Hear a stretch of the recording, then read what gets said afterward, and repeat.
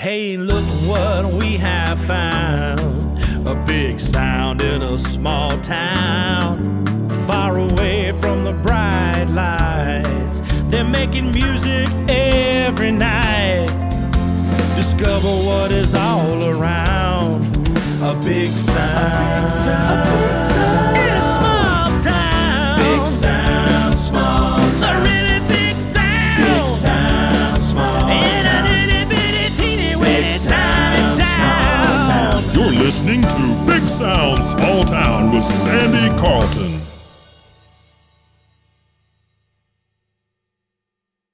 Come to the Earl Scruggs Music Festival September 1st through 3rd, 2023 at the Trine International Equestrian Center. Enjoy workshops and learning about Earl Scruggs, jam sessions, and of course headliners Emmylou Harris, Infamous String Dusters, and Green Sky Bluegrass. This is a song I wrote about my dad. As long as I lived, or as long as he lived, he never drove anything other than a Chrysler automobile. And this is called Daddy Drove a Chrysler.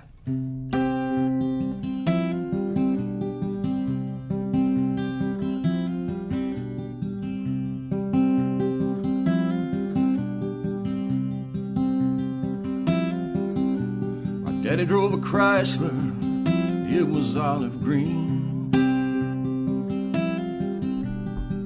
68 New Yorker, man, it was a dream.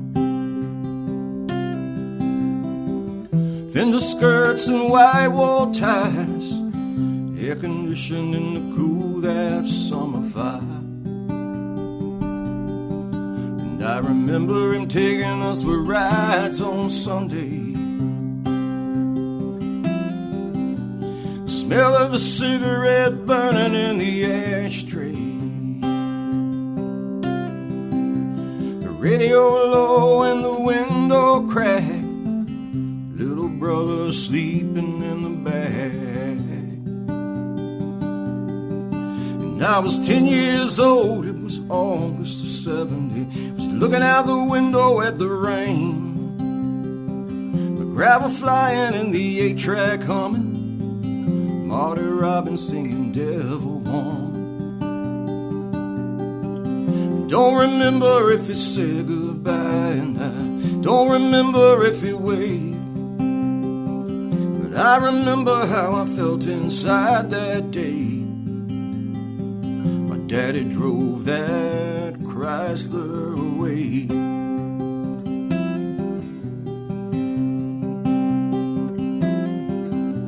I spied that car down on Jackson Street. Some strange woman was sitting in the front seat, riding by my daddy's side, right where I used to ride.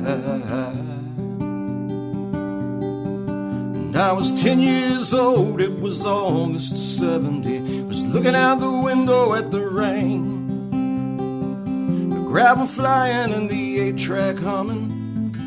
Marty Robbins singing Devil Woman. Don't remember if he said goodbye, and I don't remember if he waved. But I remember how I felt inside that day. My daddy drove that Chrysler away.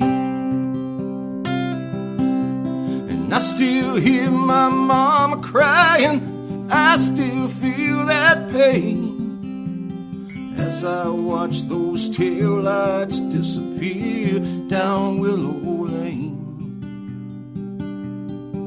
And I was 10 years old, it was August of 70. Was looking out the window at the rain, gravel flying and the 8-track humming. Marty Robbins singing Devil Woman.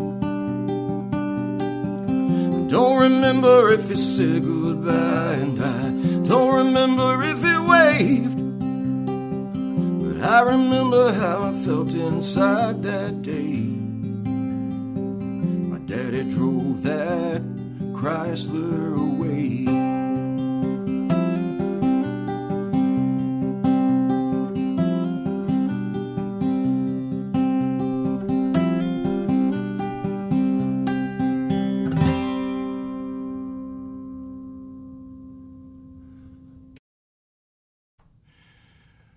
Good morning. My name's Joe Middleton. I'm a singer-songwriter based out of Charlotte, North Carolina. Glad to be with you this morning, Sandy. Well, I'm glad to have you, Joe. Charlotte has a songwriting scene. A good songwriting scene. They do. I mean, they have societies and clubs all about it. Yep. Southern Songwriters Association. Association, Guild, whatever. Yep. I know a lot of those people. Yeah, I do too. Steve Simpson. Yeah, I know Steve. Good friend of mine. Good songwriter. Yeah, he is. Yep. Yeah, they come over for the Don Gibson. Actually, They do. Yeah. For the Don I've been Gibson. meaning to do that. I need to get down here one year and do that. Yeah, well, the you know what's the most fun about it? You get to do a Don Gibson song That's on right. the Don Gibson stage, That- which is one of the coolest. You do a lot of stuff, but really for me, one of the coolest things was doing a Don Gibson song Absolutely. in the Don Gibson Theater. That's awesome. Yeah. So that is pretty cool. So, you always lived in Charlotte? No, I'm actually originally from a little town in South Carolina called Chwraw, Yeah, I know about that. which is also the birthplace of Dizzy Gillespie, Yeah, that's right. famous jazz Sure. trumpet player. And I always like to say also the birthplace of Taj Mahal's mother. I actually kind of knew that because I had an interview set up with Taj, and that's what we were going to talk about. Right. I got a funny story. I was at Merlefest one year when he played, and I made this sign up that said, a lot of people mispronounce Chwraw, and a lot of people that live there mispronounce it, and they say Chwraw. Yeah. And so I had a sign that said Chwraw loves Taj Mahal, and I kept hollering Chwraw during the, in between songs, and finally he said, Chwraw, Bennettsville, Hartsfield, Darlington, I know all them places. That's great. That's a great story. Yeah, he's a awesome. personable guy, God, man. and fine musician. In fact, if you ever want to learn to play the blues, people listening here, get that very first Taj Mahal album. It's got Jesse Ed Davis playing guitar on it, and you'll learn what you're supposed to do on bass, guitar, singing, and harmonica. You can get a whole blues education in that one album. That's true. Yeah. And find out that the Allman Brothers weren't the first people to do some songs. Statesboro Blues. Statesboro Blues, Yeah, that's right, yeah. It's a little different in their version. That's right. It is. Both of them are Of course, good, there's no rules with the blues. I don't There's think. not. There's not. So. So. And they both do fine versions. I'm big fans of both. Allmans and Taj Mahal. So there's no bad way to do it. That's not. You're right. So how'd you get out of Chwraw? Well, I was back in the late 70s, early 80s. I was playing in rock bands. That started out being a rock and roll singer, and I was playing with this band that I don't know if you remember. There was a big touring top 40 band called Eastern Seaboard. Yeah, I remember Eastern that Seaboard. played around. Well, they broke up. My band that I was in did a lot of shows with them. Right. Because we were from they were from Rockingham, North Carolina, which is about Right. Yeah, I do. 25 miles from Chwraw, so we did a lot of shows with them. And so when they broke up, and I think it was 80 or 81, the keyboard player and the guitar player wanted to continue. Yeah. And so the nucleus of my band kind of joined them, and we had a band called Seaboard. Yeah, I remember and we played all over the Southeast, the beach circuit, and worked for Ted Hall. Did some stuff for him and for what's his name? What was the other hit attractions? That was Ted Hall, right? That's Ted Hall. Yeah. Fisher. Yeah. Sugar Creek. Yeah. Oh yeah. And so, which, bless their hearts, they would drive you past two towns that you had to play in and turn you around to come back to play in them. Good. That routing, expert routing. Yeah. But I was playing with them, and we were doing, we were playing up and down the East Coast, and went through several incarnations of that band. People left, other people came in, and we got a house gig in Fayetteville, North Carolina, at this bar there, and that's when I was still basically living in Chwraw, Right. but it was Sure. go play. Yeah, I know. somewhere, Live back but home, play. you know, Yeah. yeah. And at any rate, I met my wife in Fayetteville, and moved to Fayetteville. So that's how it basically got out of Chwraw, and then Right. eventually we wound up in Charlotte. Well, now, I guess that's where you started your musical journey, was in Chwraw. Yes.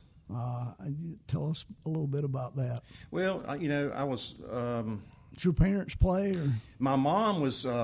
She was. She played piano and she sang in a church choir. My dad didn't play anything. The radio. Yeah, I understand. But he was a big.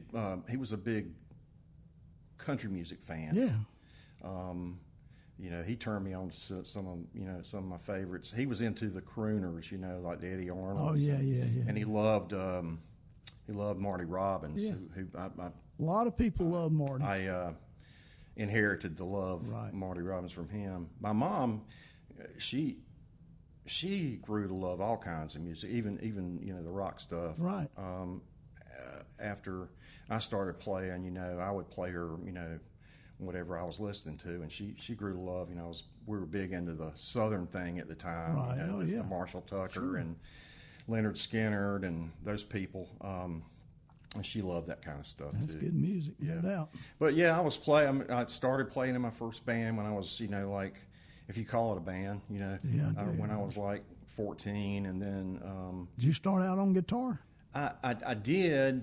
I've never really been I never really focused on guitar. I always wanted to be the singer. Right. Yeah.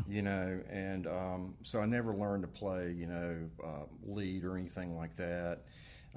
And it wasn't until later that I decided to, when I wanted to be a better songwriter, Right. that I said I better, Become a guitar learn player. my finger picking and all that good stuff. Sure. But yeah, in those days I was primarily just playing rhythm guitar or singing, and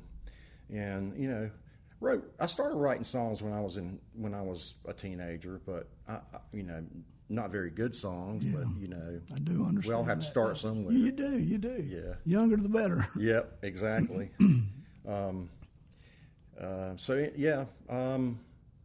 And the guys, I guess it was the second real band that I played with. Those guys went on to play with me in the Seaboard Right. band. That's good. Some of those guys, yeah. So they had you. So you kind of had a little music scene there. Yeah, Chesterfield County.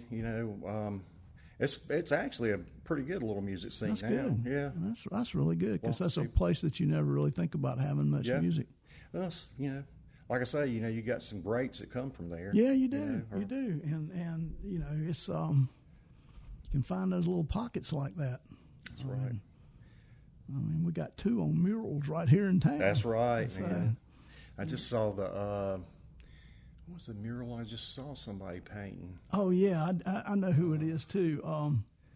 It's the same guy, I believe, that It's the painted same guy these, that but I don't remember who it was that they were painting. Yeah, I saw it too, and I can't remember who it is. Yeah. Getting old's bad. Yeah,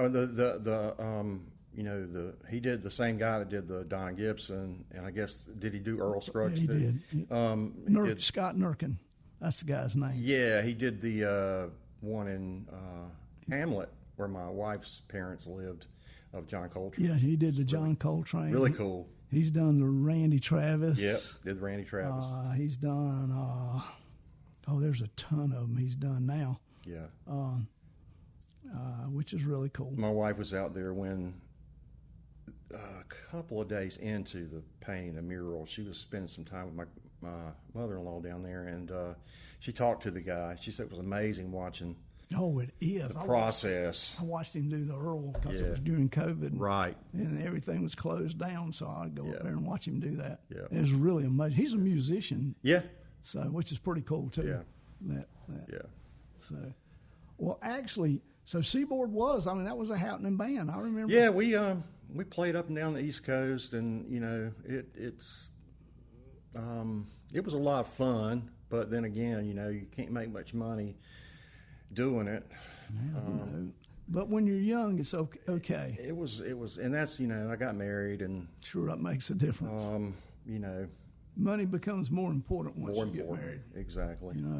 So, So kind of got out of that for a while. Got out of music, not totally out, but didn't play for a long time. and then started playing. Took the guitar back out and started writing more. I was met Kevin Marshall and we were members of NSAI. Yeah. In I guess it would have been the early '90s. I don't remember the exact year, but we were actually coming up here to Kings Mountain to go to those NSAI meetings, and went to Nashville a couple of times with Kevin.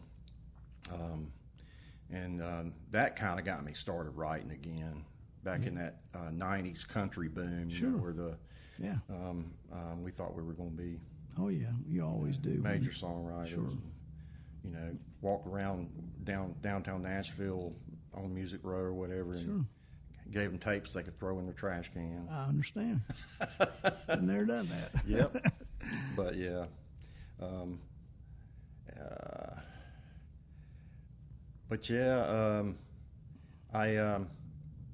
It really and truly over the past probably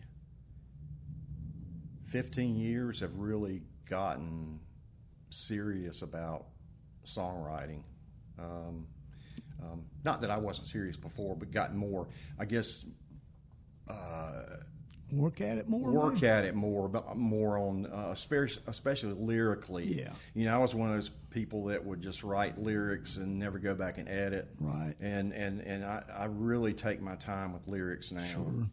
Editing for songwriters, and that's one of the things that we probably should address while we're here, is you can't edit enough, really. No. Most songwriters write it and they think it's pretty cool, and then they wonder why something doesn't happen with it. And then when you break it down, even as you get older and you look at it and you think, oh yeah, but the cool thing about a song is you can always rewrite it. You always can. I mean, even if you've recorded it, you can rewrite it. Yeah, and I say, even if it's a really, really cool line that you like, if it doesn't work well with the song. I agree. Yeah. Maybe you can use it somewhere else. That's what, and I've had to do that before where I don't really love this line, but I got to take it out. Sure. I used to play with a guy and said, 3/4 of your songs, or 3/4 of all your songs are good. It's that last quarter nobody likes, Yeah. Yeah. I mean, he was honest, and it was like, right. Oh, yeah, maybe I need to change that. Right. Some things just don't feel natural. Yeah, they don't.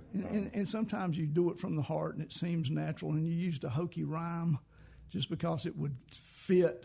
Exactly. Where really it's but then you see that all the way in. I mean, go through half the Rolling Stones songs. Yeah. Very few of them match up as actually great writing. No, and it's the type of music you're playing too. Sure, it depends. If you're right, if you're doing something like that, it doesn't necessarily have to be profound. No, no, it doesn't really. I mean, that's really the Stones' success has basically been a hook-driven song with a intro lick of some type that distinguishes. I mean, Keith Richards even said anybody can take a guitar lead break. That's not the thing people remember. That's true. It is the signature riff. Yes, the riff. Signature riff. Yeah, and he's the master. He is the master of that. Yeah, he is the master. I mean, I heard him say one time, everybody can play guitar better than I can, but I can do some riffs. Well, but there's not everybody can do what he does. No, the way he does it. No, he's got a natural thing going on there. He does. Even and they're having fun. Those guys, to be as old as they are, I went to see them last September they played in Charlotte? The year before. Yeah. And I just got so tickled. Me and my buddy were doing 19th Nervous Breakdown, and Ron Wood missed a lick. He just screwed it all up, and they were just laughing like, just brush it off and laugh about it. And I love that. It's really cool. It is, because they're having fun. Yeah. And they are actually the epitome of rock and roll. I mean, they laid down the framework for rock and roll band. Yep. And still are, really. They are. Yeah, I can't believe we're still doing it, especially as much energy as Mick has out there to be as old as he is. It's hard to believe, isn't it? I mean, and if anyone deserves a really big stage, he does. He does, yeah. Yeah, he would be. He probably wouldn't be near as good in a small room. No, I don't know. He probably still, he would probably work it. Yeah, Yeah, he'll find a way. yeah, he'd find a way. But so now, are you pretty much doing solo? Yeah, solo, and then doing the thing with Kevin, the Southern Gothic Music Yeah, let's Club. talk about that a little bit. Well, right before COVID, Kevin and I had talked about doing something together. I always liked his songs, and we've been knowing each other for a long time. Yeah. And we have a mutual friend that also played in Kevin's band, guitar player Mike Bader, and Mike's an excellent utility guitar player. Right. He's just one of those people that can, just add so much to the song. Doesn't overplay, and so we got together with I got together with two of them in after COVID. What was 20? I guess it was. We started working on it early last year. I lose track of years. Since COVID, it's like what year was that? I don't. But, I understand. But we do. We do some of my songs, some of Kevin's, and we even throw a couple covers in there here and there. It's been a lot of fun for me because I get to sing a little harmony with Kevin. Right. On his songs. Learning how somebody else does things is always cool. It is. But we're playing a good bit now. That's good. We've done several gigs around Charlotte. We're doing something. I should have written everything down, but we're doing so we could something plug them. coming up in July in Kannapolis or Concord at Wired Coffee. It's a little place up there. It has a very, very nice system, and it's a listening room. Right. A little larger than like the Muse or something like that, but it's a really good sounding room, and we're going to do that. Of course, we're going to be at Dragonfly. With You're coming down and playing with Kevin and I. Yeah. Me and Kevin. I think that's in August. I think it is August. And then we've got another gig in August too. But we're shooting for. To maybe record something That'd be cool. at some point. The last thing I did was back in 2019. I put a solo record out, my first solo project. I did everything before that I had done was band. Yeah, and so I'm anxious to get back and record some of these songs. And Kevin, we may do them separate. We may do something. Oh, do them separate and then. Sure. And then play together. Yeah. I mean, that makes sense. Yeah. I mean, he can even record, and you can go over and sing harmony and stuff like that too. Yeah. Yeah. Yeah. So that works good. Again, plus it, I always like to have a. Don't really these days have to have a reason to write, but it's always nice to have an outlet for your songs. One of the couple of things I've learned over the years is the happier you get, the worse songwriter you become. Well, that's true. I mean, you got to have some angst. You got to have some. I have been accused of messing my life up so I could have something to write about. You got to have some angst, really right? I don't really think that's true, but I've been told that. Yeah. Well, yeah, I understand what you're saying. And there's people that say, you got to have it happen to you to write about it, but I don't necessarily believe that. I don't believe that either. And I write a lot of personal stuff, but I also write from objective point of view. Yeah, looking at a certain situation or whatever. Sure. Read something. Exactly. See a movie. It might even. Sure, you can. I'm the world's worst at being out at a bar somewhere, listening to somebody play, and I just hear not something they say verbatim, but just something that makes something pop into my head, and I'll type it in my phone. I do the same, and part of songwriting sometimes is you have to live. You just have to let the stuff you'll have ideas. You'll just have to go out and live it a little bit before it'll turn into a solid thing. Exactly. I've got things that I've had in my phone for 2 or 3, 4 years, and then all of a sudden one day I'm like, I've been looking at this the wrong way. What if I use it like this instead of that? And do you co-write much? I haven't in a long time. I just co-wrote a song with my friend Doug Thompson. I don't know if you know Doug. Yeah, I know Doug really Doug's well. A great songwriter. Doug just came down and did the songwriter thing with us. So I had an idea for this song, and Doug and I have been talking about co-writing, and we all, every time we saw each other, we got to get together. How it is. Yeah.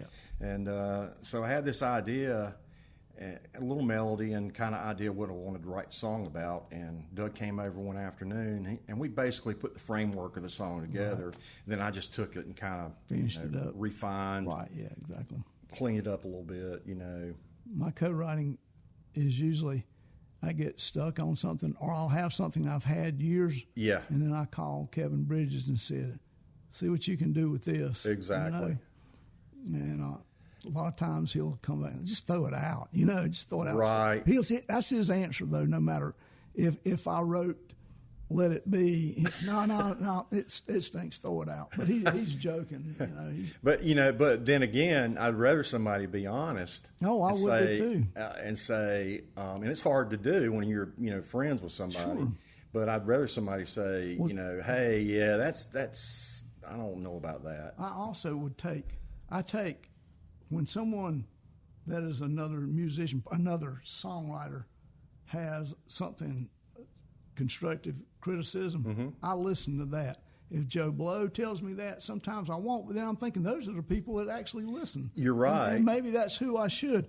But they hurt my feelings, whereas if you say, Sandy, I don't know, man, that wouldn't hurt my feelings. Right. I mean, I guess because you have a working relationship or something. Right. But then when someone else goes, I don't really think that goes, it's like, well, what do you know? But really they're a listener, so maybe they do know. Yep, that's true. Sometimes they do. Sometimes depends on what kind of music they do. That's true too. I mean, you have to consider the source there too. I guess it's. But I agree with you. Yeah. And doing a new song for anyone it'd be easier for me personally to stand there naked in front of them than it would be to do a new song. Yeah. And particularly if I can't do them for family. I'm just horrible at doing them for family. Right. Because I guess the songs mean something to me, and if it doesn't mean something to them, then it ouches a little bit. It does. And then the first time you do them out, you're like, we'll see. Yeah, it's kind of like with my wife. She'll critique me, and I know when I play something and she really likes it, I'm thinking, okay, that's good. Yeah, it is. Right. She likes this one. Right. Oh yeah. I also play music with this guy, and he says his wife never compliments him on anything that he does like that. But when she does, he's like, oh, it must be really good. Right. Right. Whereas I would probably rather have that than, because sometimes I wonder if people close to you, that's good, when really just not, but they don't want to love you, so they don't want to hurt your feelings. And that's exactly what I was talking about. I'd rather somebody say, me too. I don't know about that. Yeah. I mean, it's good, but you got a line or two that could be worked on. Right. But some people aren't open to that. I mean, some people get their feelings hurt. They do. But yeah. And that's the hard thing about co-writing, is the fact that you have to be honest with one another. Yeah, you do. If you don't, then you'll wind up with something that you exactly that you'll probably neither one of you will probably ever play. I hadn't co-written anything in a long time. With the thing with Doug, and then I have a buddy that I went to high school with, and he lives in Houston, and back around 2015, 2014, I got back in touch with him, reconnected with him, and he was a lyricist. He didn't play instruments or anything, but I just asked him, I said, what you got? We got any kind of lyrics? And I give him ideas of things I want to write about. And so I did a CD with the band I had at the time. They were called Idlewild South. I remember them too. And we did 3 or 4 songs that we co-wrote on that. And then on my solo record, we have one co-write. That's that I good. did with Then. him. So more than what you really. Yeah, and that's been my experience more or less has been from distance. Right. Like by the internet or whatever. But that works. It works. I mean, the inspiration is the same in the words. It's easier to do lyrics that way than it is to do music that way. Right, and I would, and if there was something that didn't work with the lyrics, then I would, Right. I would, change the lyrics around a little bit. Yeah. Add something to it, Right. maybe. Yeah, that's good. Work I mean, good. that's. That's And the I way think it that, should be. I think that's the way a lot of people co-write these days, except for maybe the Nashville guys that are in a room. Well, there's like 6 of them. 6 of them, and you get a credit even if you come up with one line. You do, and you get, and your royalty check comes back. You're getting a 1/6 of what you should get too. I mean, Yeah. And I played in a band. Got to be careful here, but with someone who would write a line and then basically get me to finish it for them. Oh, Which is, and of course I have to give them give them a credit. credit. I mean, they came in with the line. Yeah. In fact, in fact, do you know Michael Reno Harrell? I know. I don't know him personally, but yeah, I know him. I was in a band once, and we were looking for one more song. Mm-hmm. So we got Michael to come in and pitch some songs, and he had a really good song. And the person that I was playing with at the time looks at him and says, "Yeah, I really like this song. Can I change some stuff around to, fit me?" Right. He said, "If you mean like a thee to a the, sure, go for it." Needless to say, we didn't record the We song. didn't record a song. Yeah, and this is funny. This same person recently hit me up to record a song of mine, and they said, "Do you care if I rearrange this last line to fit me more?"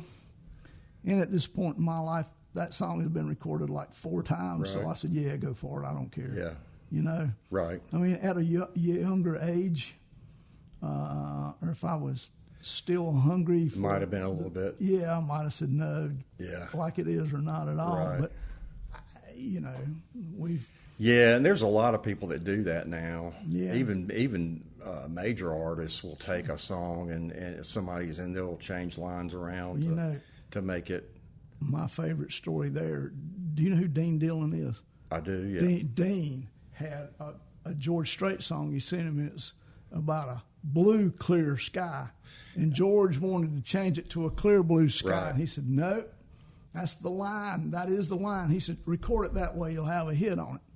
And he did. Yeah. But at least George, he took his. Of course, he'd written like 5 #1 hits for him by that time. But Right. still, I mean, of course, if George Strait's asking me, and I'm going, yes, Yeah, you take it, whatever buddy. you want. Whatever you want to do. Put it on there. You fine. you right about that. I change whatever word. I'll give you a Yeah. co-write. Yeah. Yeah.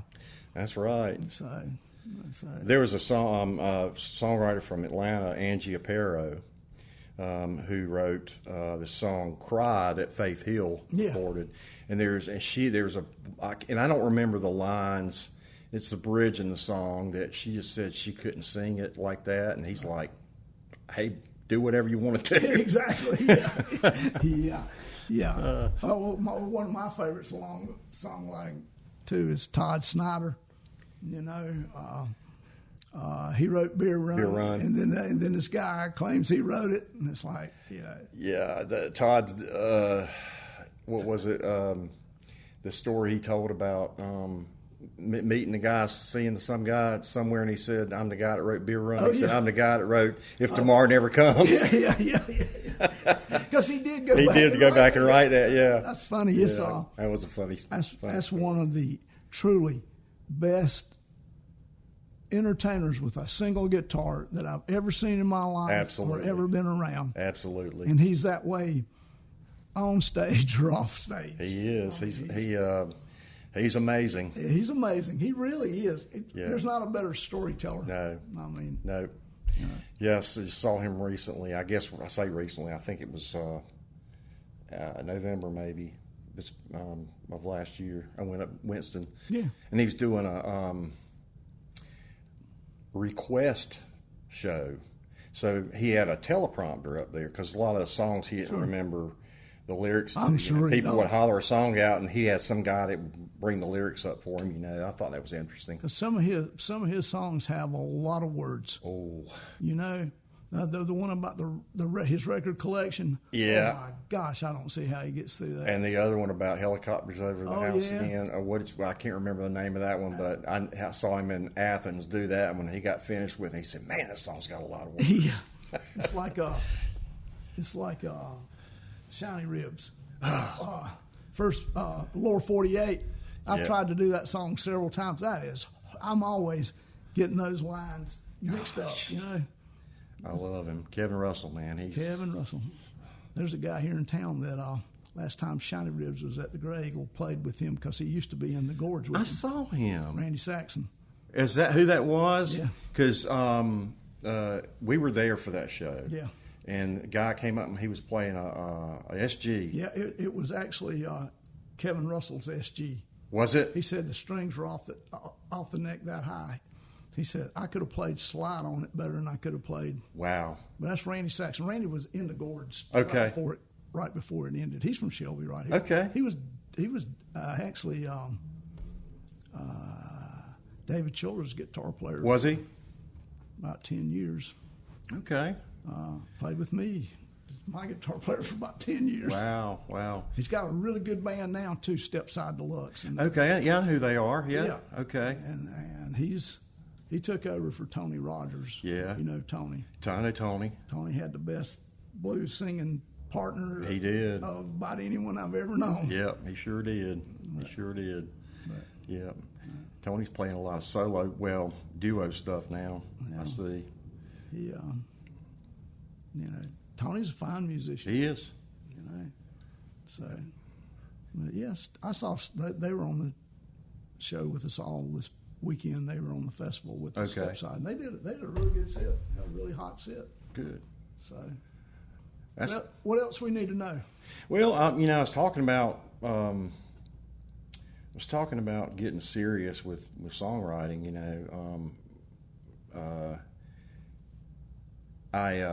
Like I told you in the beginning, I was a rock singer, but I've always been, even when I was a teenager, I've always loved the folk singer songwriter thing. Even I was my musical tastes are all over the place. I can't remember what year it was it came out. It had to be the early part of the 80s, I guess.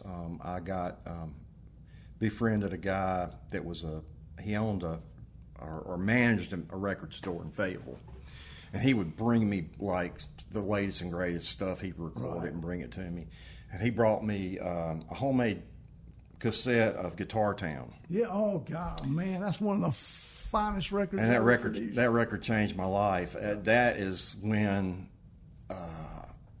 Steve Earle. I learned everything about songwriting from him. Yeah, that's a good place to learn from.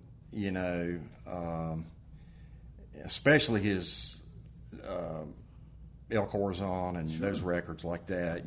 Transcendental Blues, that kind of stuff. That's I love the early stuff. Me too. That Guitar Town record is it's fabulous. Incredible. It is fabulous. It is one of my top favorites of all time. Right, and so that's when I really started getting serious about hey, you better if you want to have any. I just covered Hillbilly Highway. Hillbilly Highway. Used to do that one. I just covered that here lately. Used to do that one. but I love Steve, and I love, I'm a big, huge Isbell fan. Yeah. Of course. He's such a. He is. I mean, I was a fan of his when he was in the truck. I was a Truckers fan. Oh, too. I'm still a Trucker. I'm still a Yeah. Trucker. I mean, Patterson, man, he's great too. I love Patterson. I love Cooley, man. Cooley's great. I mean, the band's great. Yeah. So yeah, I'm all the singing, I guess the newer singer songwriters around. John Moreland's one of my favorites. Oh, John Moreland's great. I think you got to catch him right now as much as you can, because I'm not certain how long old John will be around. No, that's sad. It really is. But he's another one that preaches editing. Yeah, because he says he's just meticulous about his lyrics. And his lyrics are incredible. Well, he is one of probably even among songwriters. He's still one of the least known, and one of the finest. Yeah, Yeah, I mean, he's great. Moreland, Radney Foster, Rodney Crowell is a big influence on me. I'm sure I'm forgetting somebody. Guy Clark, probably. Guy Clark. Well, Guy. A lot of people say, they learned to play fingerpick from John Prine, and I think Steve learned to fingerpick from Guy Clark. So I kind of play more like Steve plays. They also play a backwards roll, kind of compared to everybody. Both John and Steve play that backward thumb roll. Right. I mean, it's off the normal. Yeah, I play a little different. That's something I learned when I first learned what I thought was finger picking when I was in high school and stuff. I played it totally backwards, just wrong. And I guess there's no wrong way to play. It's your own, I guess, your own style, like Justin Townes Earl. Yeah. I mean, that guy, he's just clawhammer basically. He is. Everybody's got their own niche, and the guy I was talking to you earlier about, Abe Partridge. He plays a little parlor-sized guitar, and he's got a very unique way of playing fingerpicking. He's going to be in Charlotte in August with David Childers at the Muse, and that's I highly recommend seeing him, because you were talking about Todd, about being a storyteller and stuff. He's got some great songs. I like stories. Yeah, so. Yep. That's one of the things I have done a lot of in my life, is collect a ton of stories. That's the other things I do too. I love to hear a good storyteller. I love to hear one. Yep. Even if it's not relevant to the song, they're talking, and they can. Well, this is my own analogy that I've used about telling stories. A hamburger in itself is a pretty good piece of food. I mean, you got a bun and you got a burger. Yeah. Tasty right there. It's how you embellish it. There you go. It makes it a tasty treat. That's true. Yeah. And I feel that way about stories. They don't necessarily even have to be true for me to enjoy them. I mean, it's the story itself. If it's not the truth, and if it's a good story, someone came up with a really good idea and made it sound believable enough. Right. Exactly. Or another thing I've learned over the years, it's easier to get people to believe a lie than it is the truth. That's true. And some of the stories Todd tells, you wonder if some of those are embellished a good bit. Yeah, and I'm sure they are embellished, but he's great at it. Yeah. So another person I love to. He's a huge influence, and I can't play guitar like him. I wish I could. As Malcolm Holcomb. Oh, Malcolm. He's a different animal. Malcolm is Malcolm. Yes. Both as a writer, a singer, and a player. And a person. Yeah, and a person. Yeah. And I was disappointed. I know he's been in poor health. I know he had to cancel his show last week in Charlotte. Sure. He's got new material coming out. He has got a new record coming out. Yeah. He's Malcolm. But he's so entertaining. so unique. He is unique in his approach and his his performance. Sure. Funny. Yeah, he is. In kind of a dry way, Yeah. A lot of people don't know how to take him sometimes, I think. People that have never seen him before, it's like, oh, I don't know about this. His ex-wife came and did a showcase with Kevin and myself. Oh, yeah? And she's very interesting. She's a pistol buddy and a great performer. Oh, cool. And she was his upright bass player, too. Okay. So. I didn't know that. Oh, yeah. Oh, yeah. Yeah. So he's had an interesting life. He has, and I'm wishing the best. Sure. I know he's been in poor health for a few years. He now. has. But he seems to come through it every time. He does, but he's not performing much these days. No. Matter of fact, he played at the Muse here about a year ago, and I went, and he was just getting over something at the time. He'd been through the chemotherapy and stuff, I think, and then something else has happened this last time. I don't know exactly what it is, but I know that he had to cancel Charlotte. He played the Gray Eagle last night, I believe. He did his yeah, I think so. Album release or something there, but yeah. Bob Dylan changed my life as a musician. I had a cousin who lived in New York, and I think at the time, I was going to be a blues player. That's what. Right. It was the only way. I spent time in Winsboro, South Carolina, so you're not the only one there. So, but the only radio station I could get was out of Memphis, and it was the blues. Right. And I wanted to be a blues harmonica player. That was my whole ambition in life. And then I had a cousin who was living in New York, and he came home for Christmas one time, and he said, "Hey, I got you a present here." And it was the freewheeling Bob Dylan. And it was like, oh, my gosh, it's just changed my life, Yep.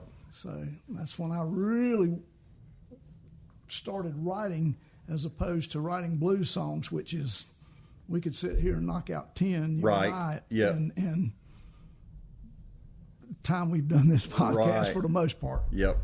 So it changed everything for me.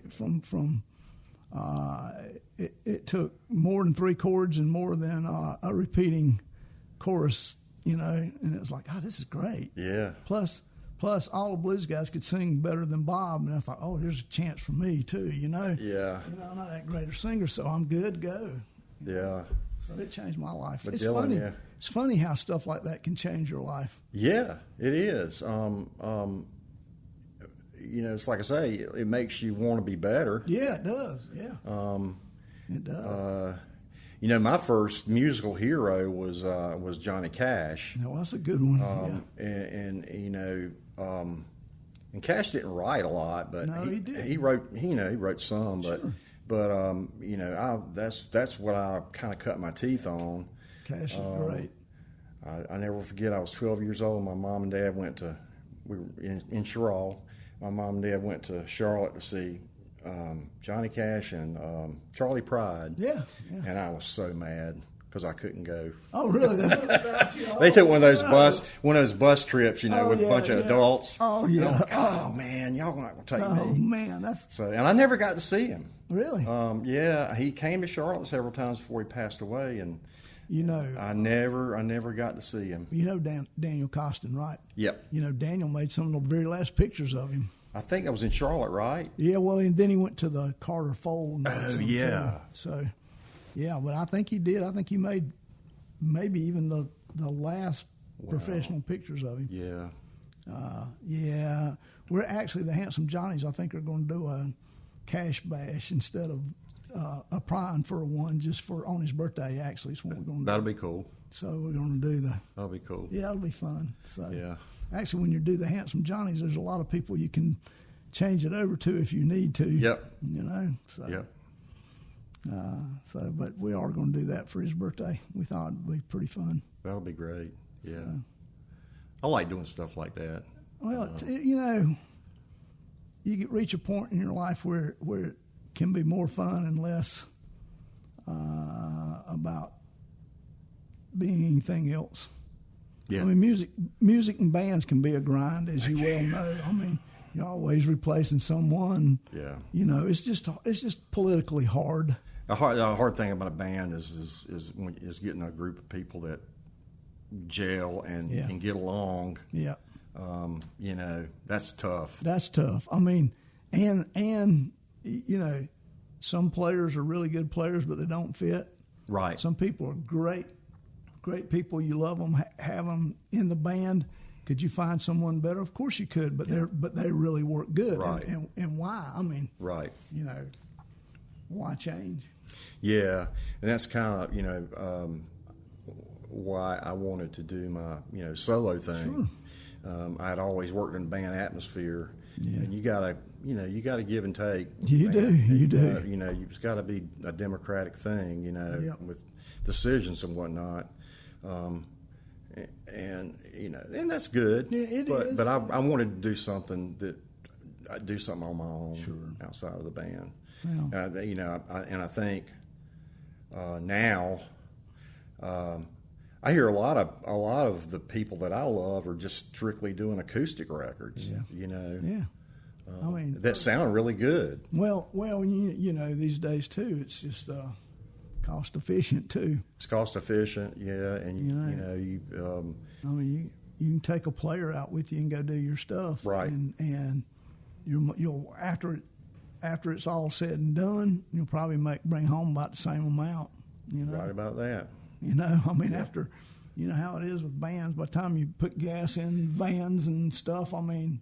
And that's the hard thing when, you know, even if you want to do a one-off show somewhere, you want to do musicians, you know, you got to pay them, because anybody that's good, you got to pay them. Oh yeah, you do. You know, and if you're going to do like a one-off show, you want to pay good people to come because you want it to be good, particularly on a one-off show. Right. Because if you're out playing with a band, well, you can gel that along, and you get it better as you build a fan base. Right. But on a one-offer, you need the best guys you can get. You do. And I don't mind paying them if they're. No, I don't either. Because generally, I've learned that particularly on a one-off, if you pay them, you make as much as you would have with less musicians and go home feeling better about what you do. I'd rather feel good. I'd rather go home with no money and feel good about what I do. You know, if I enjoy playing with someone, I don't. At this point in my life, I've learned that income from playing music is not going to impact my life very much. It's not. You know? It's just, it's the love of it, and that's what, you know, we're doing now. It's like, you know, we're doing it because we love it. Yeah. I mean, Kevin and I play in a band together, but you know what we like? Doing the Johnnies. Yeah. You know? I mean, it's more fun than doing the band. Right. You know, so, you know. It's do what you love. Yeah. Yeah. That's the way all music should be, actually. Music shouldn't be contest either. I don't know. No, if my wife's big on saying that, you know, if it's causing you much stress, then, you know, I stress out over my songs, though. You know, I want them to be good, and I want people to hear them. But then again, you know, I have believe it or not, people always think I'm not telling them the truth about this, but I have social anxiety. I have a hard time waiting to start shows. Oh, I do too. I have a hard time. As I get older, it gets worse. You know, the waiting before playing, the being around people before. I'm okay as long as they're musicians. I'm okay as long as I'm playing. Right. But all the stuff that comes and goes with it, I really struggle with it. I'm glad you brought that up, because I'm finding a lot more people are like that that play music. Yeah. That you don't think they are, right? But they are, and it makes me feel better, because I've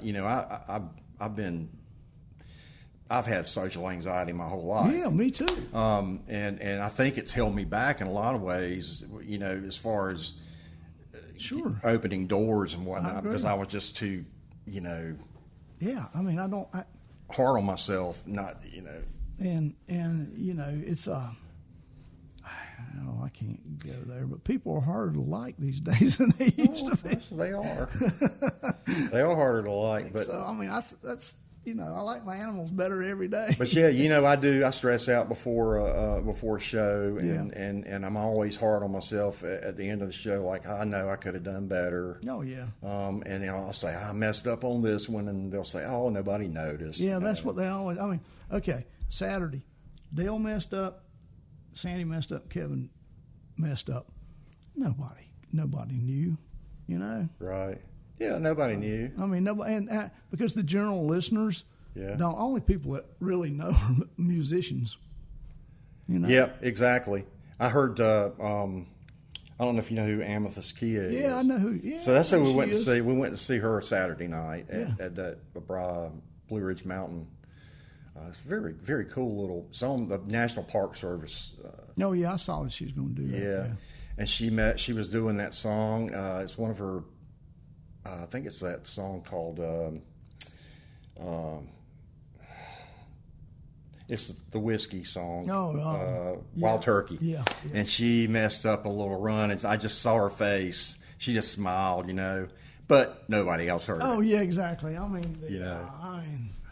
and if it's crowded and a lot of people are talking, they never. In fact, I'm the world's worst to sing wrong words just to see if anybody's paying attention. I have done that in places where you're the background music. Right. I've even sang profanity across there just to see if anybody's listening. That's funny. That's funny. And no one it's never got me kicked out of a show or anything, Right.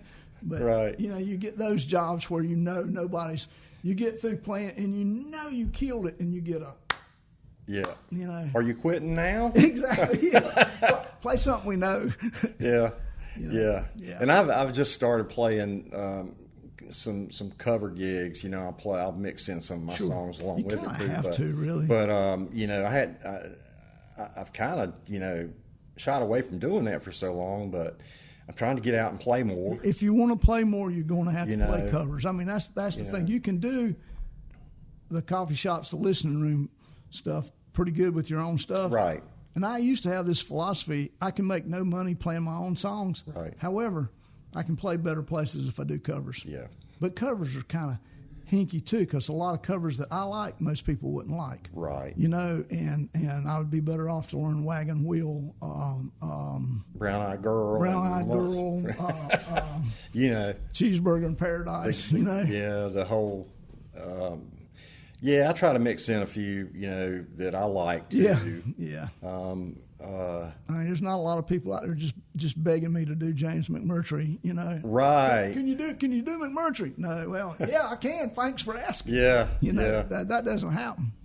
Yeah, not every place is going to want to hear that. No, right. no. Right. Particularly him. Play something I can dance to. Yeah. I can sing to.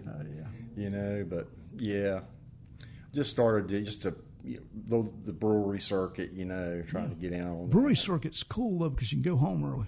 I know, that's what I like about it. I love it. I mean, a lot of people say, "Oh, there's no real bars anymore," and I'm glad. That's right. Yeah, because every now and then, if you have to play a 9 to midnight or something, man, that's like, that's past my bedtime. I've gone off with my buddies, Acoustic Syndicate, and they don't even start the show sometime at 10 o'clock. I know. It's like, oh, God, yeah. I'm too old for that now. Yeah, I know. You mentioned Dale. Is that Dale Meyer? No, it's Dale. That one is Dale Britton. Do you know Dale? Okay, I don't know Dale Britton. Dale Britton is one of the finest songwriters that no one knows about. Oh, okay. Dale Britton is great. Okay. He's from Shelby. Okay. He's got a great song he wrote when he was in jail here in Shelby. Really? He was AWOL from the Navy, and they caught him and put him in jail. But he's a really good songwriter. Check him out. But I know Dale Meyer too. Yeah. It's like, you need to check him out. Okay. He's the other member of the Handsome Johnnies. Handsome Johnnies. Yeah. And then Randy Saxon, I guess, and Chris Rogers now are kind of permanent members. But our fiddle player is Emma Buckner right now, but she'll go back to college. And we've used other ones there. And we've used Brian McMurray, actually, a couple of times playing banjo. But so it's pretty much like a string band set up? Yeah, well, it's electric bass, but the players are really good. I mean, we could get Randy to play electric, but he mandolin kind of fits most of the John Prine Right. stuff. Right. So it works pretty good. Yeah. Yeah. But yeah, you need to check Dale Britton out. Dale is a very fine singer, and a really fabulous songwriter. Cool. He doesn't do the songwriter stuff, or people don't know about him too much, but he plays a lot.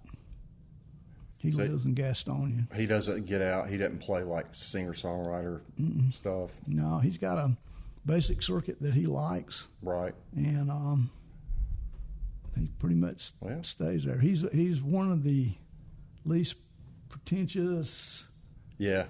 guys you'll ever meet. But his songs are really good. Cool. So I'll check him out. you need to. He did the podcast.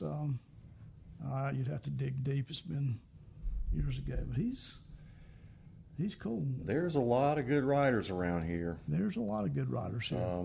Actually, Kevin Bridges' daughter is a fabulous writer. Wow. She came in second at the Earl Scruggs the Don Gibson Songwriter Contest this Did she? year. Kevin didn't even know she was writing songs. Wow. That's She came over. We were going to do a duet on "In Spite of Ourselves," Uh-huh. and we were doing it, and then we got through, and then she said, "Hey, I got some songs. Will you listen to them?" And I did. And I was thinking, "Wow, Wow, those that's things cool. are good." And now she's out playing on her own. I love that when a child will pick up. Oh yeah. My son Jordan, he writes and plays around Charlotte. He went to Austin and tried it down there for a while, but it's tough. It's a tough thing. Man. It's like going to Nashville. Yeah. Part of the reason he came back was when he was down there when COVID hit. So, there's really nothing. Nothing. Yeah. Because he has a steady gig down on 6th Street down there and playing, most nights. And, of course, when COVID hit, they had shut down. So, Everybody shut down. So he right? came back home. But, yeah, he plays around Charlotte a good bit. Yeah. I like to see that when to see that, when too. somebody Yeah. he says his daughter's not going to do it. Well, I think discourage mine to do it because I've seen all the bad ugly side of Exactly. it too. I mean, I'll put it this way. I never mentioned it one way or the other. I was kind of hoping that mine wouldn't, and they didn't. So I'm glad. And my grandkids, even though they played in the orchestra, I mean, they were violin Right. players and all, Yeah. they didn't. They are not yet. They haven't. So, and they're grown. I mean, right. so, but then I have a brother who does, and Yeah. Unlike where you and I have handled it pretty well, he hasn't. you Yeah. know. It's tough. It's a tough thing. It's a tough thing. Especially when it's the only thing you feel like you're good at. Oh yeah, It It is. And also with each, you realize too, I know a lot of people who decided that was all they were going to do for a living, and they're going to have to do it until they're pretty old. They're going to always have to chase that next job, they are. Yeah. and that's hard. It is. And it's harder with each passing year. I'm 71 now, and it gets harder and harder to do it. It is. It's yeah, because it's like we were talking earlier. The guy drove 6 hours and had 2 people show up for the gig. I think about David a lot. David and I are the same age, and David will drive a long ways, and Yep. sometimes David has a crowd, but sometimes David don't. Right. However, David is not in the position to where he has to do that. I mean, Right. He did have a day gig for a while. Yeah, he seems to enjoy it. He seems to enjoy playing. He does. And I haven't really known David for a long time, but I know he's been very, very supportive. No, he is very supportive of songwriters. I found, Yeah. I really appreciate that about somebody. Yeah, he helps songwriters. Yeah. He goes out of his way to help. Right. Them. He's yeah. I've known David a long I time. love to see that band play. Yeah, They're yeah, fun to watch. Yeah. Robert play those drums. He has always had a good band though. Yeah. I mean, Yeah. Did you see them at Merle Fest when they played? No, I didn't. Yeah. And the thing is, I had a media pass. I was just doing Right. stuff like this. Right. So that's the bad side about doing something like this is Yeah. you get in free to a lot of stuff, but then You don't see a lot. it appears to me from all the stuff I've done is that you miss the people you really want to see, Right. and then you know, and then you have no one when it's someone you don't really want to see. Gotcha. You know. Gotcha. So Yep. that's the bad part. But fortunately, I've seen David a lot. So, and I've seen a lot of people over the years. So, I bet you have. oh God, you just would not believe. I have actually seen everyone that I've ever wanted to, with the exception of Sunvolt. Okay. They have eluded me somehow. Oh, that's interesting. I was a big Uncle Tupelo fan. So let me ask you this, because right. I get attacked when I on this one. Okay. Wilco or Sunvolt? I'm a Sunvolt guy. Thank you. Oh, really? When I say I don't, here's my comeback. Sunvolt has more soul. They do have more soul. Even though Jay is, you can't get him to say two words to the audience. No, you can't. But I just think that band is just, the guitar work is fabulous. I appreciate Wilco. Me too. Matter of fact, Jeff Tweedy produced that new Rodney Crowell record. Yeah, he did. Yeah, which is a really good record. It is a good record. And I appreciate him, but I still love Sunvolt. And I've Sunvolt. seen Sunvolt about 3 times, and I didn't see them up back in the day. Right. I saw they were doing the anniversary of Trace. Yeah. And they played at the neighborhood theater, and then I saw them at, I believe I saw them at the Visualite, and then I saw them at the Wildwood Revival, which is an outdoor show down near Athens. Okay. They have every year in September. They played there a few years ago. That's my one miss that Yeah. I would love to interview Jay. I don't know that he'd say 3 words, but well, I've heard people say they have conversations with him. It's just his persona on stage. He doesn't talk a lot. Well, I mean, I just think it's another group that falls through the cracks that most people don't know about. The one band that I never saw that I wish I had seen is the Allman Brothers Band. I saw the original Allman Brothers Band, and I've seen the Allmans in various, and they've all been good. I will tell you. Well, there's been some bad ones too. There's been some bad ones too, and I think I missed all of them. The Warren and Derek versions were good. Yeah. Some of the other before they got there, right? Johnny Neal crowd. I mean, Johnny, okay, I was in a band that was named after their second album, Out of Wild South, and I never got to see them. I had tickets to see them one time, and something happened. Have you ever been to the Big House? Never have. My son and I talked about going down there. It's a worthy trip because not only can you go to the Big House where someone was really paying attention because they saved everything, light bills. That thing was full of stuff. Somebody had the forthwith to say, we're saving everything. Yeah. Plus you can go to the graveyard. It's a cool town. Yeah. We talk about that, about going down there. It's a good road trip. It's worth it. Yeah. Kevin Bridges went, and he went on the only day it's closed. It's closed on Monday. He stopped by there on Monday, and it was closed. Wow. So, that hurts. Yeah, I actually did see them. Well, I've seen Government Mule, and I've seen Tedeschi Trucks. It's one of the best live bands I've ever seen. It is, without a doubt. Tedeschi Trucks is probably you got good taste in music. Yeah, I mean, I just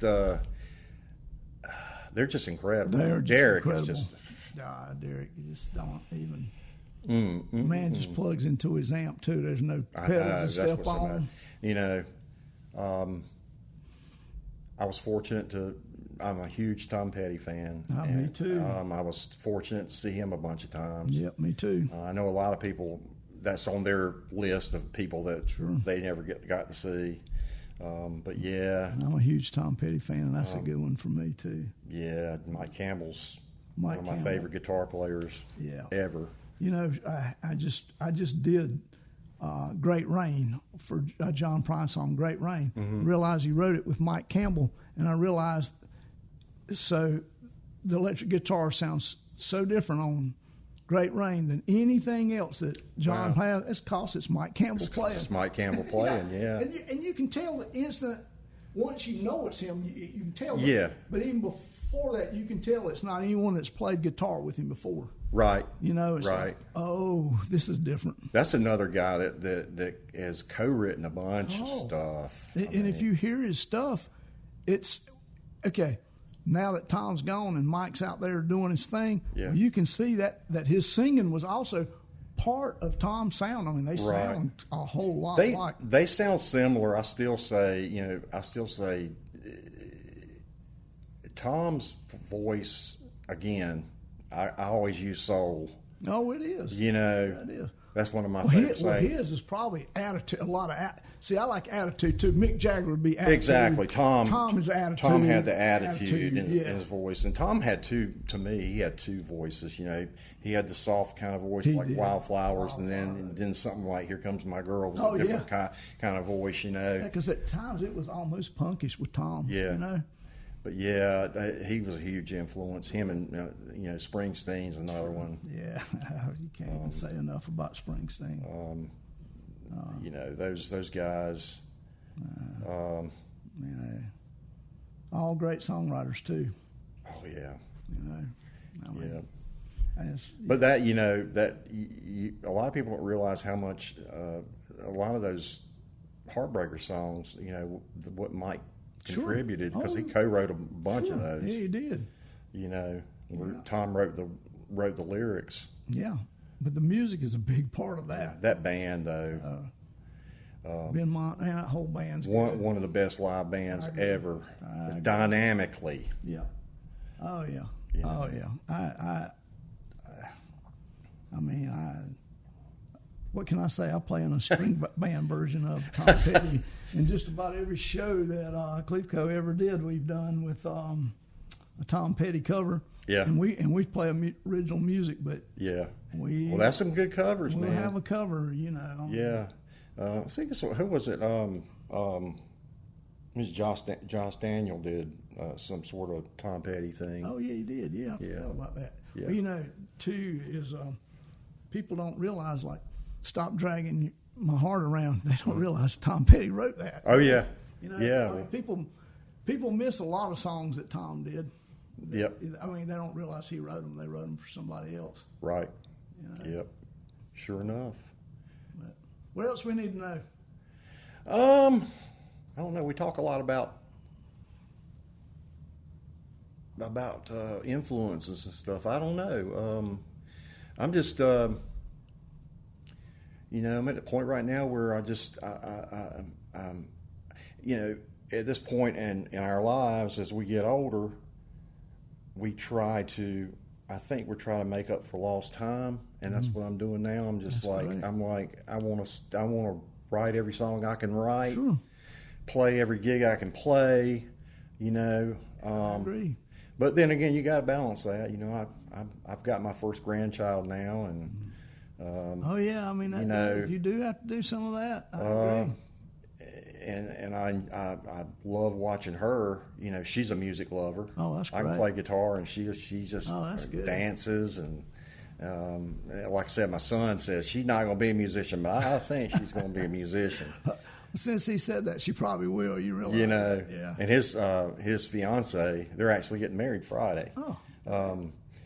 His fiance's got a beautiful singing voice, so I'm sure Peyton, my granddaughter, picked up some of that. But that would be good. Yeah. You have a website or anything? Just my Facebook. I have I used to have a website, but I took it down after a while, and I've got my music website, which is Joe Middleton Music, or my music Facebook, Right. Joe Middleton Music, and then I have just a regular Facebook. Well, you know, that's the kind of going way. I've taken down my website because no one goes to them. Nobody goes to them I mean, anymore. they don't pan out to be worth the worth it. You know, and all my music, the stuff that's recorded is It's now available on Spotify, Apple, all that exactly, stuff, all that stuff you know, too. So I mean, yeah, there's not a need for it as much anymore. Not anymore. There's But really not a need for, of course, vinyl's coming back, but Yeah, CDs. yeah, that's another. I'm in the middle of a project right now, and I'm wondering if I'm going to press. Yeah, I think any CDs because people don't even have them in their cars, and the young people. it's all streaming. Yes, all streaming. And you know, used to even see some of the records that were coming out. If you bought vinyl, had a download card. Right. They don't even have that anymore. Exactly. Because you can get it. You can you know, just go on Apple Music if you've got the. Some people don't have the Apple Music per se that you pay for monthly, but if you have that, you can just download anything. And that's pretty cheap too. Yeah. I mean, you can do that in Spotify and still be cheaper than a streaming service. I mean, to watch TV. Exactly. You know, you know, the only reason I think sometimes people like to have something in their hand. Yeah. You know, and I personally, if I go see a band, I like to try to support them. That's how. I mean, that is my point of it. Is I always tell people, you really want to support them, buy their merchandise. You know, buy a hard copy. That's where they make their money these days. Yeah, it is. Buy a hard copy, stream it all you want. Buy it, throw it in the back seat, and never listen to it. Do all your stuff through streaming, but buy the CD if you see them. You know, buy a T-shirt. Yeah. You know, the people that I really, really like, I always buy. You know, I always pre-order the bands that I really like. Sure. I'll pre-order their vinyl. Yeah. And if I get a CD from, you know, at least I'll have it. Yeah. You know, but 9 times out of 10 I'll never play the CD. I don't. You know, I just stream the record. I mean, you know, I have a huge collection of CDs. Yeah. But rather than go through the process, it's just as easy for me. Plus, you know, you're on the go a lot, so it's easier to you got it on your phone if you want to listen to it. Right. You just go through your Apple or Spotify. I do miss the whole, you know, because I grew up on the you know, liner notes. And I knew who played the bass on this, and you know, that all the band members' names. You know, I miss that. I miss that part of it. That was the one thing when CDs became popular that I missed was the fact that I always liked, you know, having that album in my hand. Me too. Looking at reading who wrote it. And sometimes the inner covers would be just a whole, almost like a minor book about the story. Exactly. You know, about the album. The Truckers just released the anniversary edition of Dirty South, and I got that. Yeah. And that book inside's got little snippets, you know, about the songs. Right, and plus with the Truckers, when you get like the record from them, then you actually have the West Freed. Yeah, you got his artwork there. What a great! That's a loss, man. Oh, that's a loss. Plus, that was one of the things I always liked about their music was their artwork. Yeah. You know, it fit them. It fit them. I mean, they found the right guy. They sure did. Speaking of artwork and bands, you ever seen Snake Oil Medicine Show? I have not. Snake Oil has a guy, Phil Chaney. He's a member of the band. Okay. Phil stands on stage and paints. He paints the audience. He paints and then he sells them after it's over with. Oh, wow. That's cool. It is wonderful. Snake Oil is one of the most interesting bands I've ever seen. Sometimes they have dancers. They have fire breathers. Okay. And they're great musicians. But they have a show to go along with their show. Right. And that's cool. The artwork's what made me think about it because of course, he paints posters for them. Yeah, and you know, I'm a big art lover. I love that style of art that West does. He's great. You know, I'm a big fan of that outsider folk art. Yeah. Howard Finster and it's great stuff. Matter of fact, I was talking about Abe Partridge. His art's like that. You ever seen Paul Thorne's art? Oh gosh, you know, I actually have a Paul Thorne print that my wife got me years ago. He used to sell his art. Yeah, he used online. to. Yeah, I got. Yeah. You have some? Yeah. And He sold it cheap online. He did, and he stopped selling it for some reason. I don't know why, but I love his art. Yeah, his art. And that's kind of what Abe's style. Okay. You know, Abe paints with. His process is he takes black tar and smears it on the canvas or whatever he's painting, and it's textured, and then he paints the whatever he's painting over the top of that, and it'll be like, you know, some of it's like, he's got a really I don't get off track here, but he's got a really cool podcast called Alabama Astronauts that you should probably check that out. He was a ex Baptist preacher. He decided a couple of years ago that he wanted to document the music of the serpent handling churches. Oh, I seen that. Yeah, I know about that. So that's him. That's him. Yes, Yeah. I've read about that. Now And it's amazing. I was trying to connect that. Now I know that's what it is. Yeah. Yeah. That's too cool. So the whole podcast was about him, his journey going to all these different churches and the people that he meets. And it basically boils down to the fact that these people are not that different from you and I. True. They just have these different beliefs. They're not dumb people. Right. They're what people paint them to be, you know. Right. It's just what they believe. And the whole podcast turned out to be basically his journey and the people that he came in contact with, and the friends that he made along the way. So it's and that made me like his music even more. I'll have to check this all out. Yeah. You know, that's one of the things. This is my snake handling thing that I've learned about preachers. You can find a preacher just about every day that'll handle a snake. Yeah.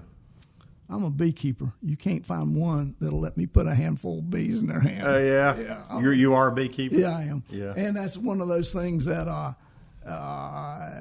you can pretty well tell maybe what the snake's going to do. Those bees are going to sting you.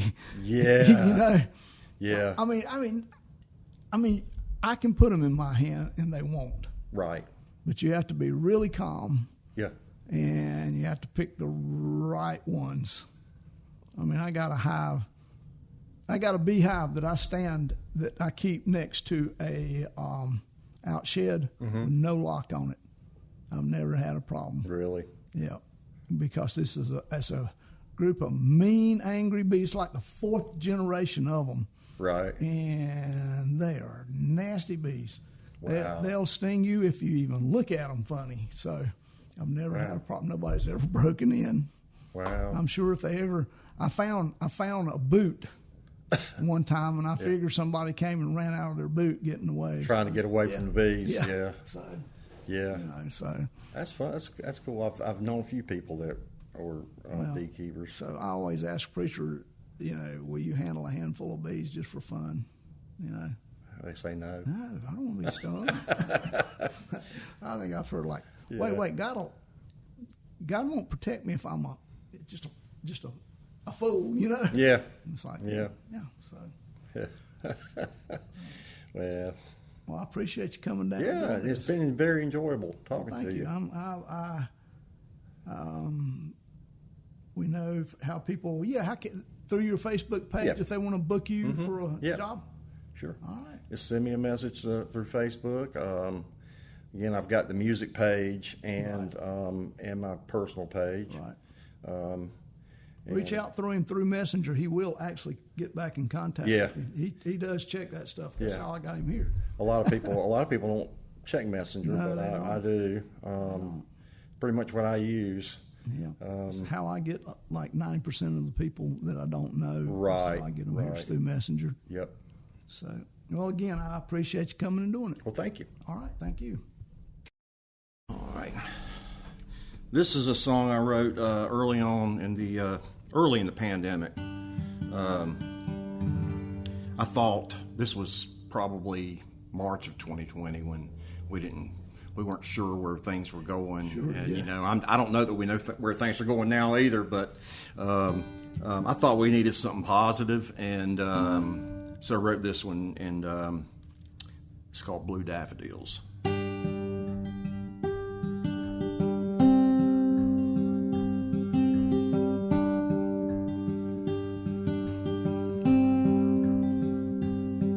This sad old news will be the death of me if I don't quit this damn TV.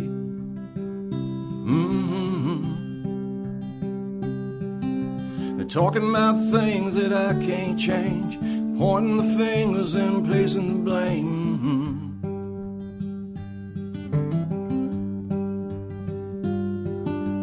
What we need is a brand new song, one that everybody can sing along to.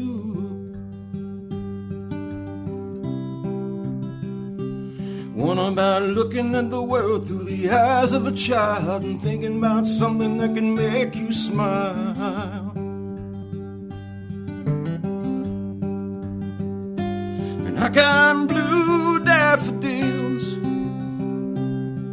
growing right outside my window,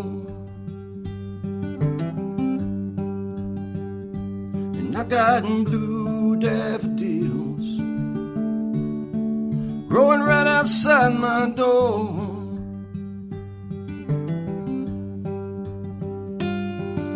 And my grandmother told me once, whenever you see those daffodils are blue,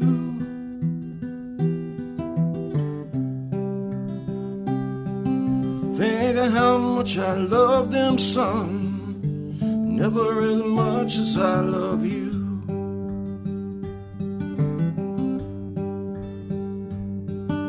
We're living at a time when a stroke of a key from a man in the dark can make you weak.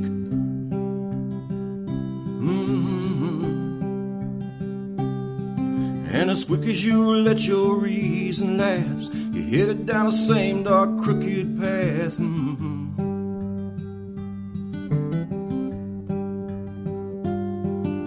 A battle with her brother is a useless fight, but a turn of kindness is a ray of light.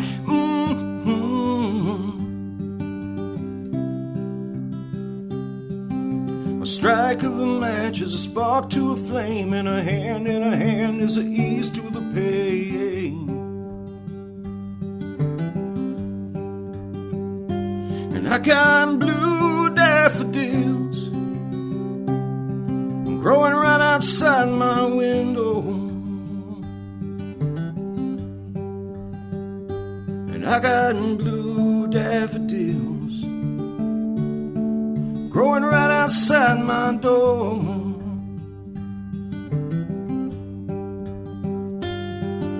And my grandmother told me once, whenever you see those daffodils are blue,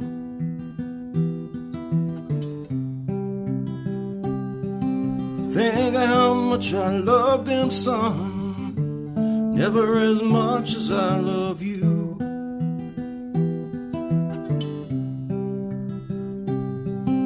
Think of how much I love them, son, never as much as I love you.